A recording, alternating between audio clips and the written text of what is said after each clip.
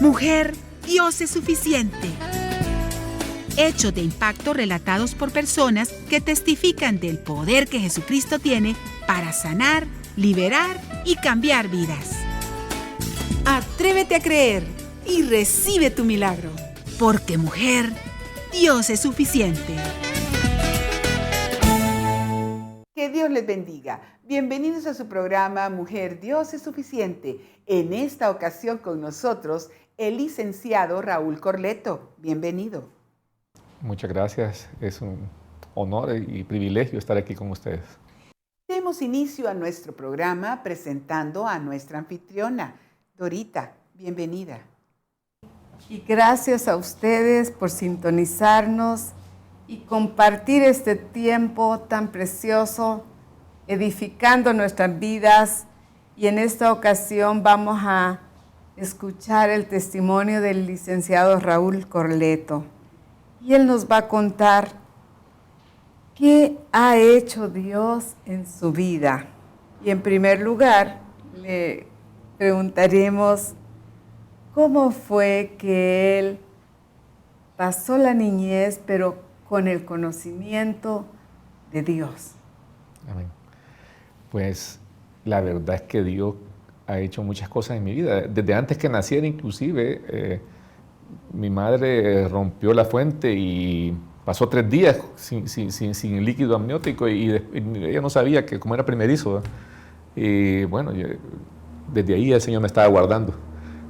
De pequeño, al año, me solté en una ola en el mar y me perdí. El mar me comió, pero él solo me regresó a una orilla y yo estaba de un año.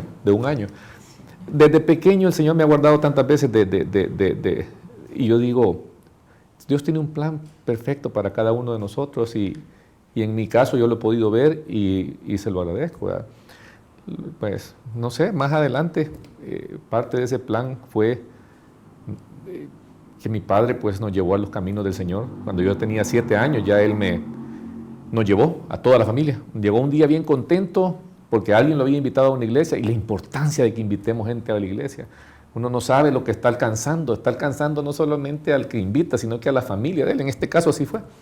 Y yo no sé quién fue esa persona que invitó a mi papá, pero le doy gracias a Dios porque ese hombre o esa persona tuvo ese valor y tuvo esa diligencia de trabajar para el Señor invitando a este hombre, que en este caso era mi padre, porque gracias a eso es que nosotros nos enrutamos en la línea del Evangelio, ¿verdad? A los 7 años, yo tenía 7 años. Y también es admirable la actitud de su papá, que no fue él solo.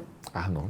Que él pensó en llevar a toda la familia. Así es. Porque en realidad es tan importante que la familia nos apoyemos en este sentido de si hay un miembro en el hogar que busca a Dios, es bendición para toda la familia. Amén. Porque el padre es el líder, es la cabeza del hogar, y qué tan trascendental es esa decisión de que el hombre, siendo líder del hogar, tome a su familia y la encamine por el conocimiento de Dios. ¿Y cómo es que usted experimentó la gracia de Dios siendo tan niño? Porque tal vez alguien en la teleaudiencia diga, bueno, ¿qué pecado va a tener un niño si de los niños es el reino de los cielos? ¿Cuál fue su experiencia, si recuerda? Sí, recuerdo que la iglesia en la que nosotros asistíamos estaba comenzando el tabernáculo bíblico y era un pequeño local. Creo que solo cabían ahí unas 50, 60 personas, pero la escuela dominical para niños era en los pasillos. Entonces sí recuerdo yo que en uno de los pasillos, pues, tuve de compañero a hermano David Cabezas ahí de 7 años, yo tenía 7 años. Y en la primera ocasión que llegué a la iglesia, recuerdo que fue la primera ocasión cuando recibí a Cristo. Yo tenía 7 años, pero sí, para mí, no me acuerdo la fecha, no me acuerdo, sé que fue un domingo, pero no me acuerdo el año exactamente, más o menos 7, 8 años. pero sí para mí fue algo bien bonito. Y ahí comenzó mi primer amor, y un amor bastante intenso. Para ser un niño, yo me enamoré del Señor a los 7 años de una manera increíble. O sea, yo me mandé a hacer, o sea, le pedí a mis padres que me hicieran saco para ir a la iglesia, y yo iba de saco y de corbata, 8 años, 9 años, y no me perdía ningún evento evangelístico. Yo me iba en los buses a ganar almas, y bueno, fue algo bien lindo en realidad. Ese sí fue un primer amor. Lastimosamente, después pues mis padres dejaron de asistir a la iglesia. Aún el amor de niño que yo tenía, ya a los 10 años, que yo seguí yendo solo, seguí yendo con unos vecinos, me llevaban. Pero poco a poco, sí, la verdad de que ya no era lo mismo, ya yo solo, y bueno, sí, dejamos de ir todos a la iglesia. Como a los 12 años, lastimosamente, ya no asistí a la iglesia. Pero, ¿qué fue lo que le despertó en la escuela dominical ese gran amor por Dios? No recuerdo, hermana. Lo único que sí sé es que a mí me gustaba, me atraía. Yo siento que fue un enamoramiento, ya es algo del Espíritu Santo, creo yo, ¿verdad? Que le pone a uno ese sentir, ese deleite. A mí no me gustaba el fútbol, no me gustaba a mí lo que me gustaba era meterme con el Señor. ¿Y qué era lo que le gustaba? Y tener mi Biblia propia y leerla. Sí. ¿Qué hacía en escuela dominical? ¿Qué es lo que le gustaba de escuela dominical? Bueno, las historias, ¿verdad? Uno siempre se pone como protagonista y siempre se pone a pensar de que estos grandes héroes que uno escucha que David, que vamos a decir los reyes, que Sansón, que Noé, que Abraham, y entonces uno se pone a pensar vamos, no sé si de niño uno puede pensar que esto es como una aventura de las que uno puede ver en la televisión, ¿verdad? Pero son reales, y entonces uno dice, ver las caricaturas no es real, ver una aventura en la televisión no es real, pero esto uno ve que hay aventura en la vida cristiana, y tenemos un Dios que nos guarda, y es algo emocionante. En realidad no recuerdo qué es lo que más me gustó, pero creo que me gustó todo, hermana. Sí. Bueno, héroes de la vida real, ¿verdad? Como dijo, no son fábulas, no son cuentos, no son fantasías, sino realidades históricas que plasman lo que los hombres de fe logran alcanzar en la vida, y cómo pueden superar obstáculos o cómo los superaron. Pero ¿en qué momento fue que usted recibió a Cristo? ¿Cómo fue esa experiencia? Sí, como le digo, fue a los 7 años,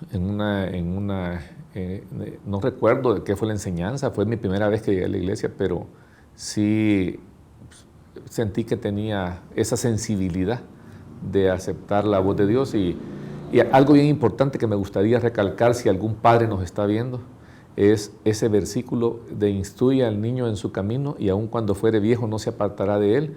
En mí se ha hecho una realidad. A mí, pues cuando yo recibí la instrucción de la enseñanza bíblica, desde los 7 años hasta los 12, sí, a los 12 dejé de asistir a la iglesia, les soy honesto. Hubo una franja, que yo le llamo una franja gris, de 12 a 18 años, en los cuales me alejé como el hijo pródigo, pero siempre estaba la voz de Dios resonando allá adentro, y aunque yo andaba haciendo cosas incorrectas, nunca me alejé tanto, porque siempre tenía el Señor, ese espíritu redarguyéndolo de cuando uno se hacía las cosas que no estaban correctas. Y luego después regresamos. Bueno, después de ese periodo gris, que fuera de cámaras me dijo que serían como unos 4 o 5 años. Así es. ¿Qué sucedió? ¿Cómo fue que usted tuvo interés en regresar a los caminos del Señor? Fíjese que por eso para mí hay un versículo que yo lo tomo como versículo lema para mí, que dice que hermanos, tened por sumo gozo cuando os halléis en diversas pruebas, porque lo que me hizo a mí y a toda la familia regresar al Señor fue una prueba terrible de una quiebra económica que vivimos en la familia. Pues mis padres tenían una empresa, una fábrica de ropa y de tela y de serigrafía y todas esas cosas, pero el banco por mala administración, por problemas de quiebra que había en ese momento de financiera en el país en general, embargó, arrancó las máquinas, ni siquiera las desempernó. Pero eso para mí fue un trauma, porque, un trauma, vamos a decir esa palabra, pero sí fue algo que me hizo recapacitar. Y yo digo, me acordé de todas esas historias que yo había escuchado en la escuela dominical, que cuando Daniel lo echaron en el pozo de los leones, pues él recurrió al Señor y el Señor lo salvó, ¿me entiendes? Y igual nosotros nos acercamos de nuevo al Señor con un corazón afligido. Y lastimosamente tienen que pasar cosas así, pero yo le doy gracias a Dios por cada prueba que ha pasado en mi vida, porque cada una de esas pruebas ha servido para que uno pueda recapacitar y para que pueda uno cimentar más la fe. Una pregunta. Me llama la atención cómo es que el banco pudo ir y arrancar las máquinas, o sea, en esa forma, sin tener cuidado siquiera de... Ajá. Esas son máquinas grandes que se empernan porque por el movimiento que tenían, son máquinas que hacen tela. Y bueno, llegaron con unas grúas de esas bien grandotas, parecen tractores, y solo metieron las cuchillas. Quizás no sabía el conductor que estaban esas cosas, pero la cosa es que las arrancaron. Pero sí, mi papá tuvo que salir del país porque la situación se puso tan difícil, pero como nosotros estábamos confiando en que Dios iba a hacer algo, y ahí fue donde yo traje a memoria todo lo que había escuchado en la escuela dominical, porque era mi bagaje, mi almacén que yo tenía ahí de conocimientos bíblicos, y nos metimos con el Señor nuevamente, y nosotros sabíamos que si nos humillábamos y que si lo buscábamos, Él nos iba a sacar adelante, y así fue, así fue. Años después, hoy cuando lo veo para atrás, yo veo cómo el Señor... Bueno, a mí me pasó como el pueblo de Israel prácticamente en ese entonces, a mi familia, que cada vez que nos alejábamos nos venían situaciones difíciles, pero nos volvemos a acercar y el Señor en su misericordia nos vuelve a poner esa nube y que nos guarda de todos los problemas, y volvimos a resurgir con otra nueva empresa, hermana. Ahí, precisamente gracias a esa quiebra, mi papá se fue a Estados Unidos y me habló por teléfono y me dice, mira, necesito aquí se venden unos productos que se comen en El Salvador, los tamales. Y ve si me los podés comprar. Y yo le dije, no, papá, no te los voy a comprar, yo los voy a hacer. Y los empecé a hacer y empezamos a exportar tamales, que es de lo que vivimos ahora. Y bueno, gracias a Dios, Dios nos ha bendecido y ahí vamos, ahí vamos. Gracias a Dios. Por eso dice la Escritura, y lo puedo ver que se cumple en su vida. Humillaos pues bajo la poderosa mano de Dios y Él a su tiempo se exaltará. Sí. Y veo eso en su vida. Entonces, significa que ahora Dios es invocado en ese lugar de trabajo. Así es, hermano. Pero fíjese que, no sé cómo estamos con el tiempo, pero voy a tratar de decirlo rápido. Sí, pues, tenemos tiempo. Comenzamos esta empresa de hacer tamales, luego mi padre tuvo que regresar al país, porque ya él había pasado la crisis más grave, y hubo algo que a mí me habían enseñado en la escuela dominical. Honra a tu padre y a tu madre para que te vaya bien y seas de larga vida sobre la tierra. Entonces, honra. Y cuando mi papá regresó, discutíamos demasiado por el trabajo, porque como yo estaba solo al principio, pero cuando él ya vino, entonces, no, hacelo así. Quizás eran cosas mejores las que él me estaba sugiriendo, pero en mi juventud y también en mi forma de pensar, que yo ya lo estaba haciendo de otra manera, pues estábamos discutiendo. Nunca le faltaba el respeto, pero con esas discusiones yo entiendo que no le estaba honrando. Así es que le digo, papá, mira, la Biblia dice que no puedo deshonrarte, no puedo estar discutiendo. Mejor quédate tú solo con el negocio. Éramos socios, ¿verdad? Pero, y yo me voy a retirar. Me retiré 13 años a trabajar a una venta de repuestos. Pero en ese transcurso que me retiré, pasó algo bien difícil. Yo me había endeudado. Bueno, ya había pasado por la parte que me casé, me la salté, pero me había endeudado demasiado. Y yo en las noches hacía mis cuentas, porque yo en la universidad me gradué como administrador de empresas y yo creía que podía administrar finanzas, ¿verdad? Y yo administraba mi propio balance personal y yo hacía mi flujo de lo que me ingresaba y lo que me salía, y todos los meses iba peor la cosa. Pero ¿qué había sucedido? Otra vez había dejado de ir a la iglesia. había dejado de buscar al Señor, había dejado de orar, había dejado de leer la Biblia, y yo me había dedicado al trabajo, me había dedicado a lo material nada más, y se me había olvidado por un momento quién es el que nos había sacado, el que nos había dado tanta bendición. Y una noche, ya cansado de que mes con mes yo veía que mi endeudamiento cada vez era más grande, y eso que trabajando, y me ponía a pensar, ¿y qué pasa si me quitan el trabajo? Entonces el Señor me habló y sí, no fue una voz audible, pero fue algo en mi corazón, que el Señor me dijo, dame tus diezmos, y de aquí, antes que acabe este año, yo te bendigo. Y eso es importante lo que está diciendo, porque muchas personas cuestionan acerca de que Dios no puede hablarnos. Como usted dijo, no escuchó una voz audible, pero ¿cómo podemos discernir si es realmente la voz de Dios plasmada en nuestro pensamiento? Fíjese que cuando uno ora, el Señor le da esa seguridad a uno, porque yo hasta le pregunté, Señor, le digo yo, pero ¿cómo me estás pidiendo? Yo empecé a hablar, casi que a tener un diálogo, Señor, ¿cómo me estás pidiendo diezmo? Si tú sabes que yo ahorita estoy bien mal económicamente, entonces, voy a estar peor. Y me lo repitió, dame tus diezmos, y antes que acabe este año, yo te voy a bendecir.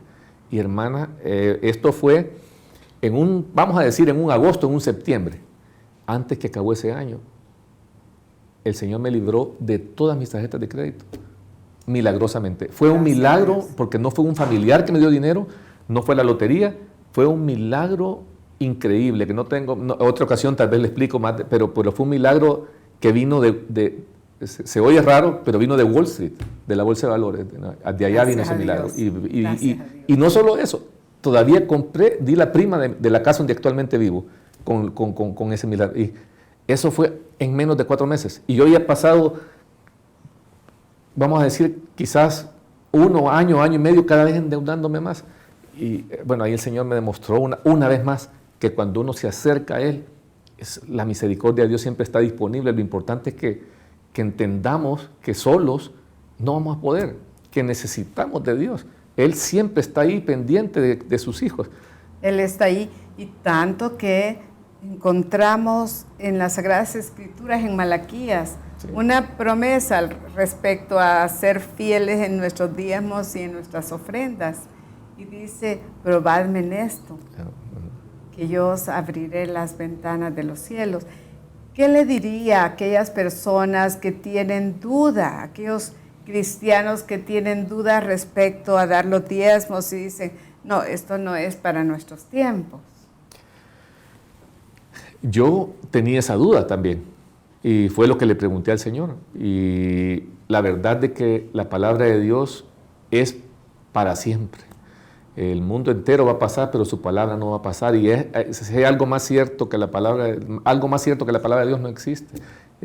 Confiemos en la palabra de Dios, porque es viva y eficaz y tiene poder, y a veces uno la minimiza pensando que solo son, que ya pasó de moda, o que solo es para otras personas, pero es para cada uno de los que la hacemos nuestra. Y en ese momento yo hice mía esa promesa, y el Señor me la cumplió. Yo eso le diría a cualquiera que esté ahorita pasando por una situación difícil: comience arreglando su situación difícil financiera, dando sus diezmos. No le robe al Señor, porque eso es un robo.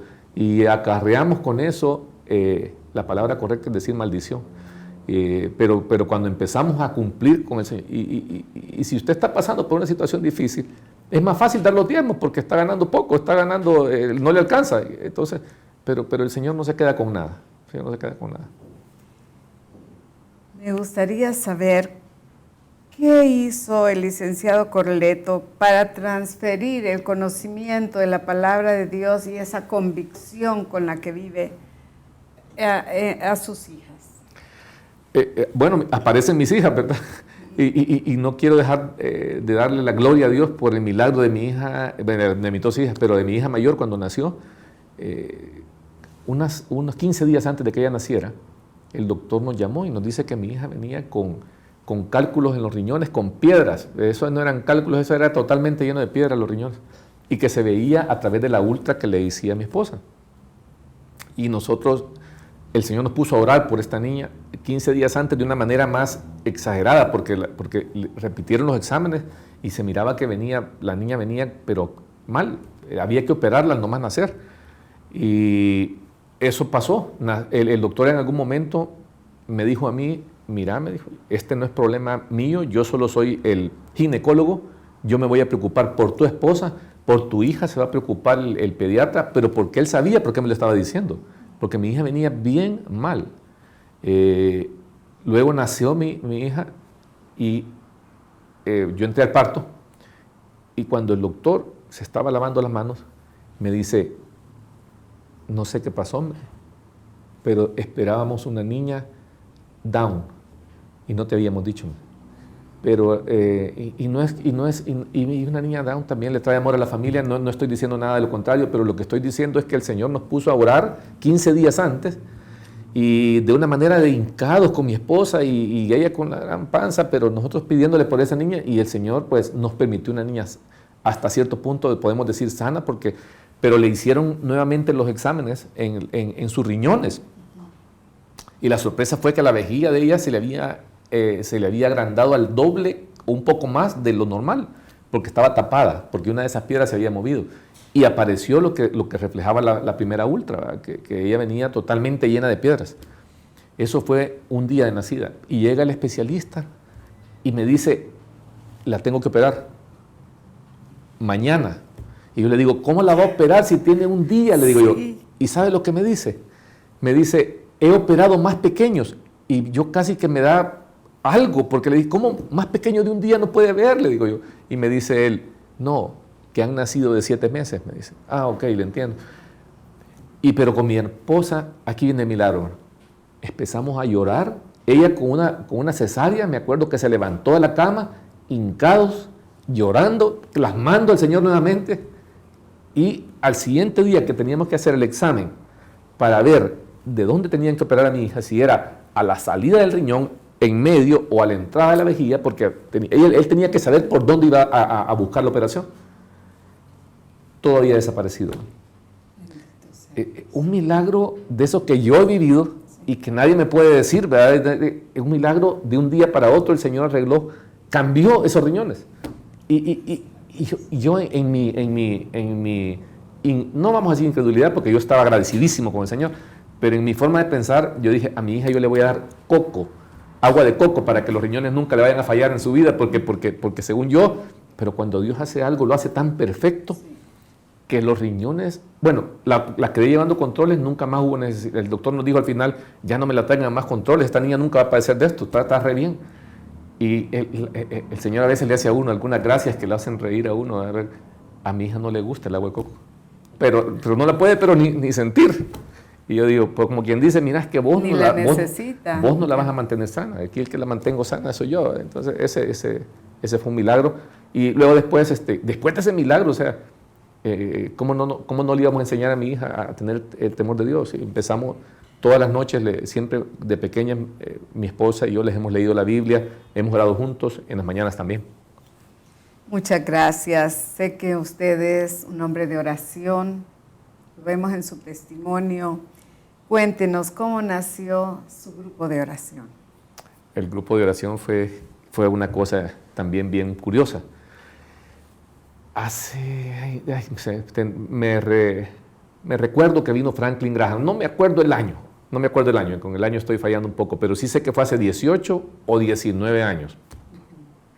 Vino el evangelista Franklin Graham, el hijo de Billy Graham, a dar una campaña aquí a El Salvador, a donde él había contratado los canales 2, 4 y 6, que en ese momento eran los canales que más se miraban, no teníamos mucho cable, y la iglesia, Josué, participó, apoyó esa campaña y preparó líderes para que abrieran sus hogares y pudieran invitar a los vecinos para que vieran ese programa.